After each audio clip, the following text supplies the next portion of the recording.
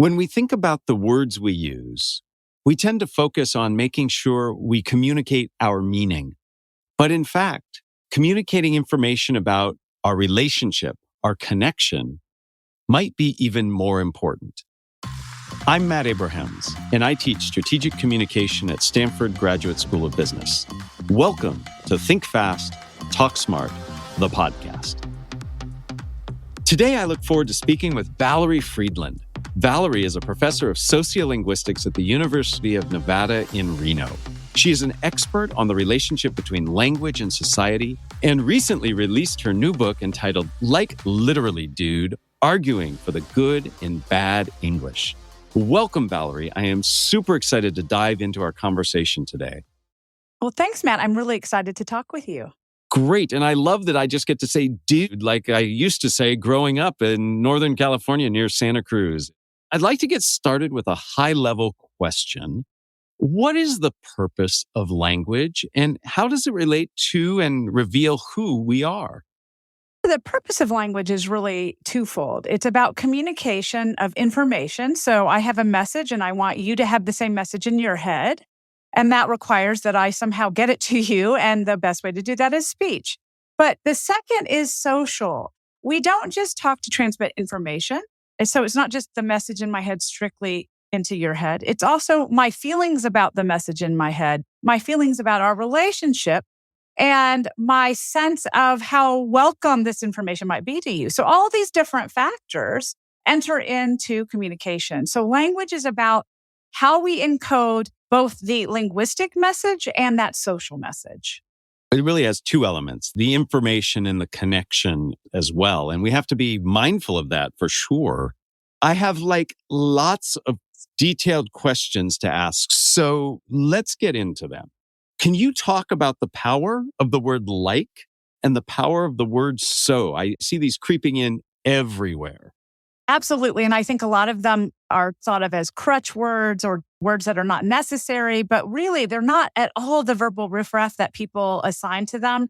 They are really valuable and they both have arisen to serve a need. And everything that we use in language comes in because it has a function that maybe some people don't value or they have a different way of meeting that need. But then the speakers that bring in those innovations clearly are finding a need for it. And like is a perfect example of that. Like has a bunch of different purposes and historically has been in the language a long time. So we find verb like, obviously it was more like lis at the time, but that comes in around the 12th century into English. And gradually over time, by the time we hit the 15th and 16th century, all of a sudden like could be a preposition and like could be a conjunction. That doesn't mean we always like the new forms of those speech features. And even conjunction like is still thought of as being incorrect in grammar books. So if you look at contemporary grammar books, a lot of times they'll tell you do not use like as a conjunction. It's just sort of an example of how these forms shift over time. We often don't like them when they're doing it. But the newest forms of like are ones that are not directly related to the literal meaning of a sentence. And I think that's why people have a lot of problems with them. But they have a lot of power and purpose. So you can use like as an approximator. So it tells you I'm estimating something, I'm giving imprecise information on purpose. And that's when we use it instead of about. So if I say he's like 12 years old, I could have said he's about 12 years old. It's a one-to-one shift. No one is more meaningless than the other, but simply younger speakers prefer to do it with like, older speakers prefer about. So it's really just a generational divide in that case. We also find it as a sentence particle. And that's where we just sort of put it in for some sort of relational information that it's giving a listener. So it's telling a listener what I'm about to say is connected in some way to what I just said. And that's usually when you say it sentence initially. So you might say, I don't think I'm going to go to that party. Like, I'm too tired. And that's where I'm saying, I'm going to give you an example or a reason that's subjective that gives you more information on what I just said. So it's connecting the two phrases. And the final use is something we call quotative verb, which is be like. So that's when you're using it instead of the verb to say to give off the sense that it's not verbatim. The verb to say really implies this verbatimness to it. It's not really what I'm thinking while this is happening. It's more what I was saying while this is happening. But if I want to convey to you that I was thinking something when an event in the story was happening, the verb to say doesn't allow that kind of subjectivity. But say, I am like, I was like, that allows that extra piece of information that this is my subjective interpretation of events. This is my thought process. And it doesn't mislead someone into thinking it was a verbatim quote. So that's its power. It does these extra things that we don't have without that feature. In terms of so, there are a couple different so's, and several of them are new in our speech. One is the sentence initial so. Is that the one that you were thinking about? Yes. Or as a transition. Yeah, it's the same thing. Everybody, Okay. yeah. Like, so I wonder what you're doing today. A lot. I've heard that about that one a lot. I get a lot of emails saying, I hate the so that comes in at the beginning of the sentence. And it's so funny that people, and there I use this so, there's so is everywhere. It's very funny that people dislike that one because there are so many different features we use to connect sentences. So if I say something like, therefore, thus, hereafter, no one says those are crappy and don't use them. I might not have friends to go drink at the bar because those sound a little bit weirdly formal, but they are connectors. And so is doing the same kind of work. For some reason, people are particularly opposed to so. I think it's because it's become pretty prevalent. But the so there functions as something called backstory so. So what it does is it tells somebody, oh, I just said something, or you just said something. And now I need to connect what I'm going to say to what you said, but I can't jump directly in because there's a whole backstory you need to know before I get to telling you what you just asked me. And I think people don't like it because sometimes it seems like you're going off topic because it's introducing this backstory. But a lot of times it's because the speaker feels like that backstory is important to progressing in the conversation. So it has a power and a purpose because it's introducing supplemental material that otherwise would feel odd without some sort of indicator by a speaker of what its purpose is. And that's how we all interpret that so. It is amazing to me how much work these very tiny words do for us. And I appreciate you articulating just the way these words work. I mean, they're almost like Swiss Army knives that can help us in so many different situations. You brought up a point that I didn't realize was a pet peeve until I heard you speaking. At the beginning of phrases, before people have even said anything, they'll say, I mean, and you know, and they haven't said anything. So I don't know. What's up with that?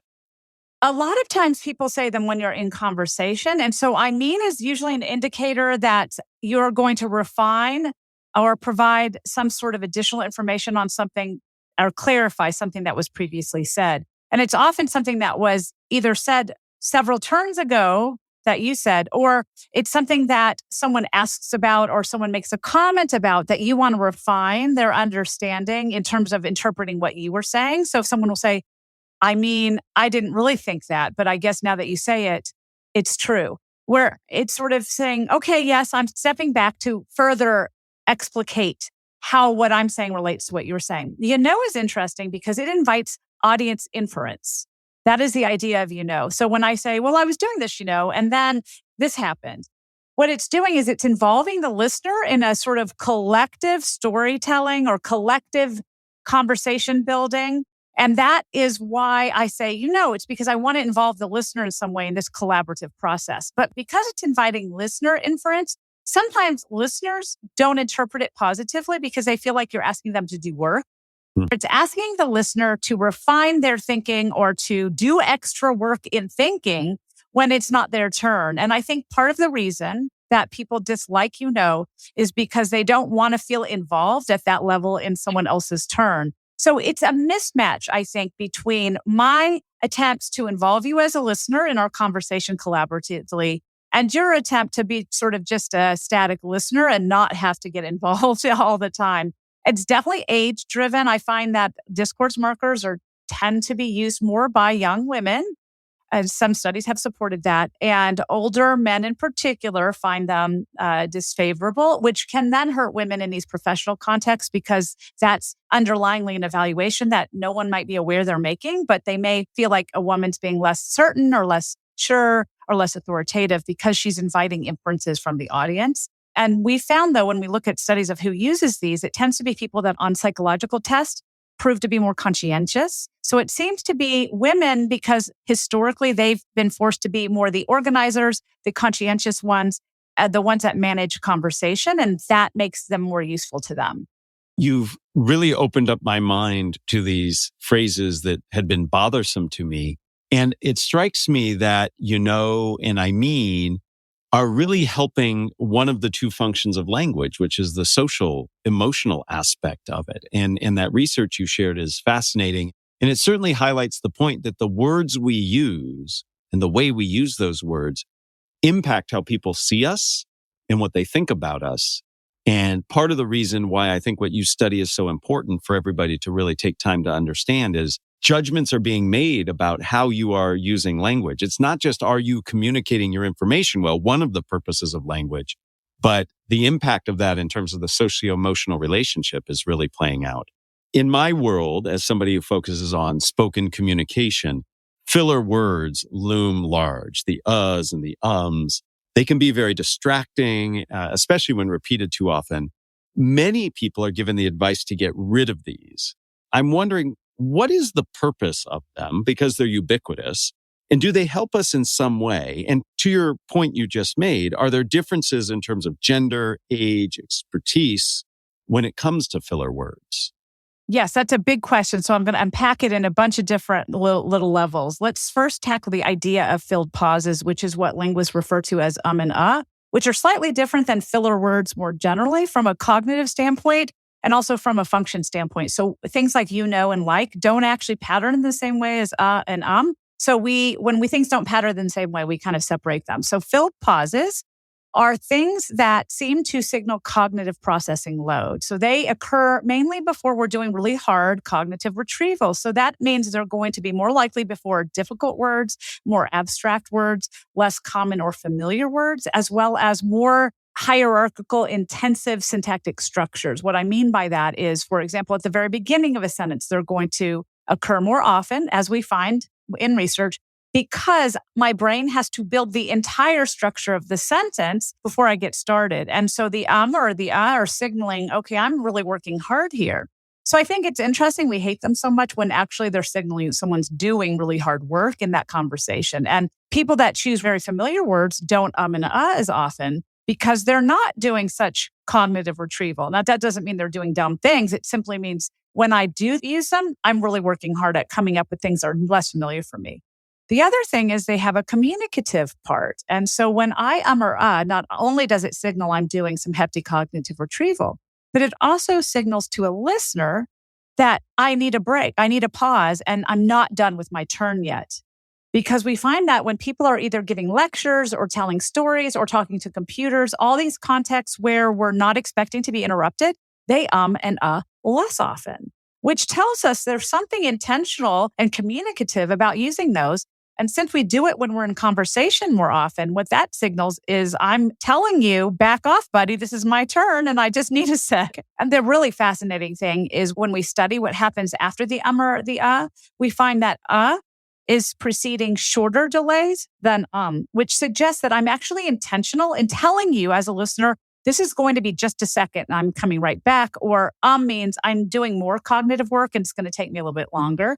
So we really seem to signal very specific information by our choice of whether we or And because they signal cognitive processing load, which generally occurs with new or harder information, listeners seem to become more attentive when we use an or an before words and when we set them up in eye tracking experiments or with ERP type brain scan measurements. What we find is it increases their speed at word recognition.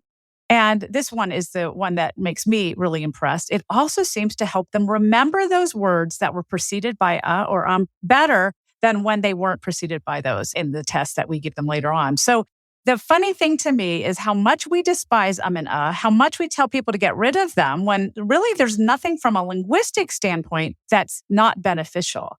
However, from a social standpoint, clearly they're not well loved. And that means people might perceive you badly when you use them. But I think what we can do in terms of training ourselves, if we're worried about our ums and uhs, is use the information that linguistics can give us to look at how we can be more effective speakers from a social standpoint by taking what we know linguistically and applying it to our own practice. So to do that, we need to make things more familiar, make things less difficult, and make things less abstract. Because we know that the more we do that, the better we will be in terms of lowering our rate of and So the more I practice and the more I'm prepared and familiar with my material, the less likely I am in those contexts to use and because the whole point is I won't need to be doing as much cognitive activation. And so there are ways that we can use this linguistic knowledge to help us with our social knowledge as well. There are so many things that and seem to do to really help us. I learned so much from you in that answer. The fact that it signals cognitive processing, which means we're doing good work on behalf of our audience. And yet the fact that as audiences, we might see the and in a very different light. The person's nervous, isn't prepared, etc., is fascinating. I'd love for you to talk to me about how we end our sentences in terms of vocal quality. Some of us go up at the end of our sentences to make them sound like questions, even though they're not. And others of us can get really quiet, or even what's known as this vocal fry, where you get really gravelly at the end of sentences. Does this serve a purpose at all? And is it troublesome in terms of language and language use? I think it's only troublesome to those that really dislike it and to the people that are affected by those who dislike it. Uptalk and vocal fry are both things that have been strongly associated with women's voices in contemporary American culture. And this can be really problematic for women because women tend to be innovators. They generally lead in language change.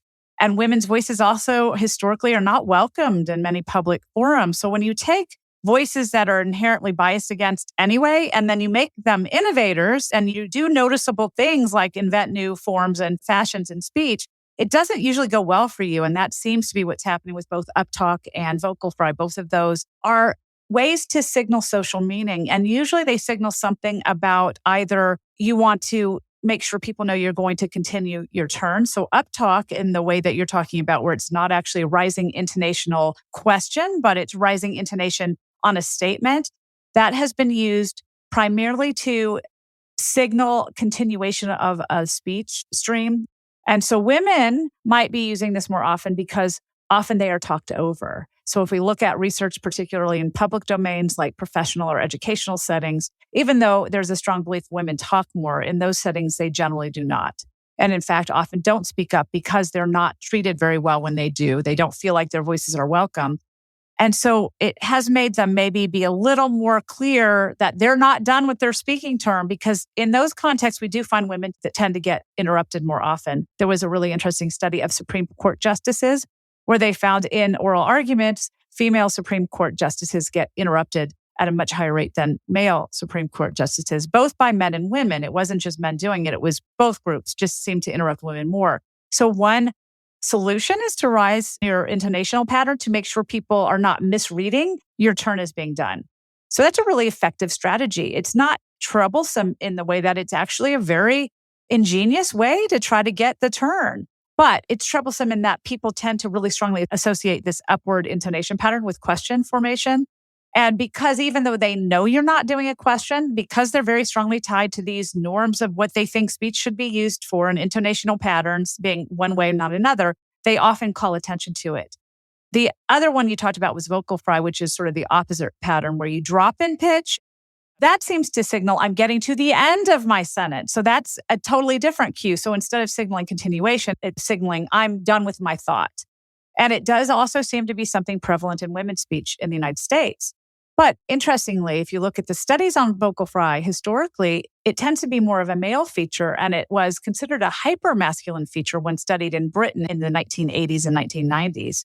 And in fact, even in smartphone data that was culled and studied in 2021 to look at the distribution of vocal fry in British speech, again, it was strongly a male tendency, not a female tendency. But what it has really prompted its use here is, again, the need for women to adjust their voice to be taken seriously. And we find a correlation with vocal fry and ratings of professionalism, urbanity, and sort of intimacy and relaxed tone.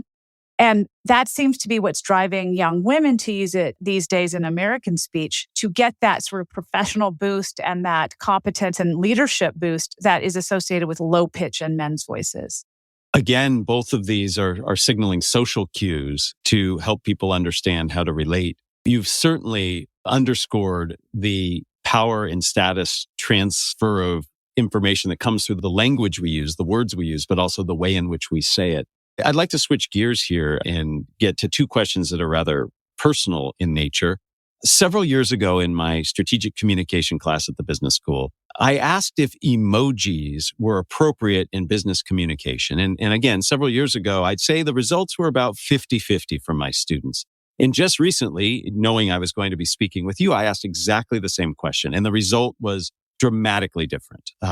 Virtually everybody said that emojis are appropriate in business communication. As a linguist, what do you think of emojis? Are they appropriate in our communication? Are they serving a purpose and function that words aren't doing for us? I think they absolutely are. There have been some studies in the early 2000s on texting speech or computer mediated communication.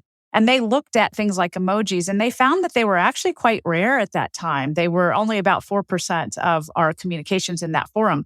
But I think you're right that in the last 15 years or so, it has grown exponentially how much we use those kinds of meta messaging in our texts and our emails.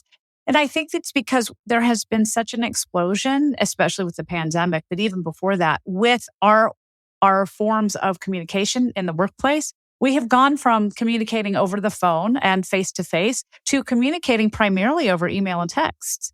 I have 2 teenagers and I don't think they even know how to use a phone. I'm not kidding. My younger son yelled at me for calling him on the phone. I'm like, that's what it's for. He's like, no. This is a texting device. Exactly. So it has shifted so dramatically how much we use these different kinds of techniques of getting in touch. But what the problem is when you're not face to face is the communication of all these social messages that we give when we talk on the phone or we talk face to face are not available to us and things can be misconstrued. So if you say, "What are you doing?" Well, when we're in person, I might say, "What are you doing?" Well, and that's clear from my intonation that you're doing something wrong. But if I say, "Hey, what you doing?" That's clear from my tone of voice that I'm just like, "What's going on? Let's hang out." So very, very different things for the exact same words. But when you're on a text or an email, that kind of social messaging isn't available to you. But what are these other new forms of transmitting these emotional and social messages. And emojis are huge in that. And they're more effective in many ways than some of the things like exclamation points in all caps, because there's so many different forms of them that you can convey all sorts of emotion. So irony, laughter, love, all of those things are available and accessible. Now, I don't think I would suggest sending your boss a heart emoji is maybe the right choice, but certainly I think if you say something and you want it to be taken tongue in cheek or as sort of, I don't want to be confrontational here. I'm trying to just convey information. Like, I need that report by 5. I'm not yelling at you. I'm just requesting. And there's no way to indicate that unless you use additional information. So I might yell at you by writing all caps. But if I'm just conveying that I need that report by 5 and, hey, we're cool, a smiley face can do a lot of that kind of work for us. So I absolutely think it's fine. But I also think this is a case where you need to know your audience. Mm-hmm. And if you know that you have a, curmudgeon as a boss that probably has never used an emoji in his life, that wouldn't be the best choice to use one with him. You just need to be very careful in your wording, not to come across as too direct or as somewhat rude, which I think email often can be a forum where that can happen easily. I predict that if you and I were to have this conversation 5-10 years from now, that sending your boss a heart emoji might be acceptable. It is changing so quickly and so fast that evolution is going to happen, I'm convinced. I do agree that the subtle cues that you can put in through emojis are really helpful and can help reduce friction and misunderstanding. Now, this question is incredibly personal. As a linguist, I'd love to get your take on the very ungrammatical name of this podcast, Think Fast, Talk Smart. Do we get a failing grade from a linguist? Oh, no, you definitely get an A+. Well, first of all, it's really not ungrammatical. So if we were outside in Tahoe in 20 feet of snow and I threw a snowball at you and I said, think fast, it would be completely appropriate. So it's not really ungrammatical if you situationally place it. But what I love is how you're using one of the first lessons of marketing and branding, which is make yourself memorable. And if we are all saying the same thing, then saying something different makes us stand out. And so it's a very effective way to make a name or a title be different, stand out, have more marketing and branding value because it's more memorable when it's not just the same old, same old. And by doing something slightly atypical, you are making people notice it more. So I love the name. Well, thank you for that. So Valerie, before we end, I would love to ask you the same three questions that I ask everybody. And I'm going to be very curious about the words you choose because I know words are so important to you. If you were to capture the best communication advice you ever received as a 5 to 7 word presentation slide title, what would it be? Sometimes listening is more important than speaking. Okay. That was some great advice I got when I first became an academic. I joined my department as a tenure track professor. And as anybody who's in a university knows, tenure is one of those things where everybody who votes on you is your colleague. So you have to be very diplomatic and very careful. And I asked a mentor I had what her advice was for how I should approach conversations with my colleagues, participation in departmental meetings. And that was some really good advice. She said, listening is sometimes more important than speaking because a lot of people want to hear themselves talk, but very few people want to answer the questions they're asked. And if you take the time to listen to what people need from you, you'll be a much more effective speaker and a much more effective teacher. And I think that really has paid off over the years in my classes and in my interactions with people. Well, your advice there and the advice you were given is really important. Listening is, I think, the most important part of communication. And clearly, somebody who does what you do, you've demonstrated throughout our conversation that you listen very astutely, not just for the meaning, but for the use of words and how it plays out. Question number 2, who is a communicator that you admire and why?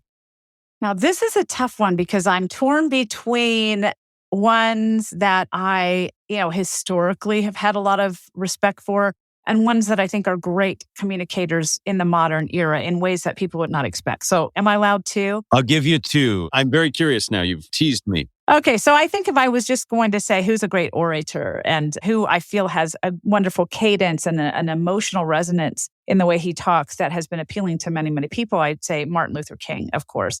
You cannot listen to I Have a Dream without feeling like you have a dream and there is this dream. It captures you. It's the cadence. It's such a clear message. I don't think many people would argue that he was a great communicator. But I think young women in the modern era, in terms of their ability to be great communicators and really resonate with an audience, which may not be the audience people want them to resonate with, but the audience that they intend to resonate with and who they reach the most. I would say Taylor Swift is actually a great communicator. I think a lot of people don't give her credit for that. She has an incredible influence on young people and young women in particular. And she's also very eloquent, but she's also using the norms and the functions and the features of today's young women. So she really resonates and reverberates with that group. And I think that's really the mark of an effective speaker. I think you picked 2 very, very effective speakers, very, very different audiences, very, very different times, but both leveraging many of the things you've talked about, the way in which words are constructed and used to get attention and get messages across. All right, final question. Question number 3. What are the first 3 ingredients that go into a successful communication recipe? To listen well. Second, to respond kindly and compassionately. And third, to relax. Everything you're worried about in the speech of people that may not talk like you will work itself out and it'll become our new norms or they'll be on the wayside and it's not going to cause the decay of English. So I think relax would be my third word in that case. And I think that is really important advice. I do a lot of work, and I'm sure you do as well, with non-native speakers, in our case to English. And there's a lot of stress to say it right, whatever that right is. And to relax and understand that there is some give in language and that it will change over time is really important. Well, Valerie, thank you so much. I have to admit that speaking to a linguist, I was very worried about my word choice, and you made it very comfortable and natural to speak with you. And we learned a lot about not just the purpose of language in terms of transmission of meaning, but of transmitting connection and social relationships and how all of these things came to be. Thank you so much. Absolutely. Thank you for having me on. Thanks for joining us for another episode of Think Fast, Talk Smart, the podcast from Stanford Graduate School of Business. This episode was produced by Jenny Luna, Ryan Campos, and me, Matt Abrahams. Our music was provided by Floyd Wonder. For more information and episodes, find us on YouTube or wherever you get your podcasts. Thank you, and please make sure to subscribe and follow us on LinkedIn.